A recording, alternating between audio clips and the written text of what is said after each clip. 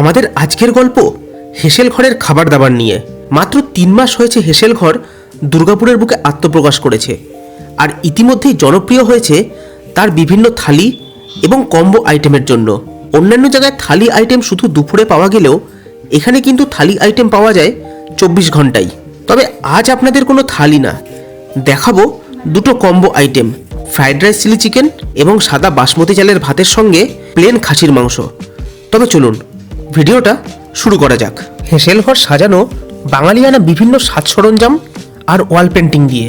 রেস্টুরেন্টে প্রথমেই starter item হিসাবে আমরা নিয়েছিলাম fried rice chilli chicken combo, যার দাম ছিল 220 টাকা। থালির পাশাপাশি হেসেল ঘরের চাইনিজ আইটেমগুলোও কিন্তু বেশ লোভনীয়, আর এই কম্বো কিন্তু আমাদের রেকমেন্ড করেছিলেন হেসেল ঘরে কর্মরত বিভিন্ন স্টাফরা। একটা বলে যে পরিমাণে ফ্রাইড রাইস থাকে সেটা কিন্তু দুজনের জন্য যথেষ্ট। 1 প্লেট চিলি চিকেনে থাকে প্রায় 5 পিস স্ট্যান্ডার্ড সাইজের চিকেন, আর চিলি চিকেনটাও টমেটো ক্যাপসিকাম দিয়ে বেশ সুন্দরভাবেই তৈরি করা। ফ্রাইড রাইসটা মুখে দিয়ে বুঝলাম ফ্রাইড রাইসটা বেশ ঝালঝাল, আর ফ্রাইড রাইসটাতে হালকা একটা ঘিয়ের ফ্লেভার আছে। এবার এই চিলি চিকেনটা দেখুন, চিলি চিকেনের গ্রেভিটা কিন্তু বেশ গাঢ়, আর চিকেনের সাইজগুলো যথেষ্ট স্ট্যান্ডার্ড। চিলি চিকেনের চিকেনগুলো কিন্তু ওয়েল বয়েলড, আর চিকেনের যে কোটিংটা রয়েছে সেটা কিন্তু একদমই পাতলা। চিলি চিকেনটা মুখে দিয়ে দেখলাম চিলি চিকেনটাতে বেশ একটা ট্যাঙ্গিনেস রয়েছে, হালকা ঝাল, আর সঙ্গে টমেটোর টক চিলি চিকেনের স্বাদটাকে অন্য পর্যায়ে নিয়ে গেছিল। চিলি চিকেনের গ্রেভি দিয়ে ফ্রাইড রাইসটা মাখিয়ে খেতে কিন্তু অনবদ্য লাগছিল। সব মিলিয়ে এই ফ্রাইড রাইস চিলি চিকেন কম্বোটাকে 10-এর মধ্যে 9 দিতে দুবার ভাবতে হবে না।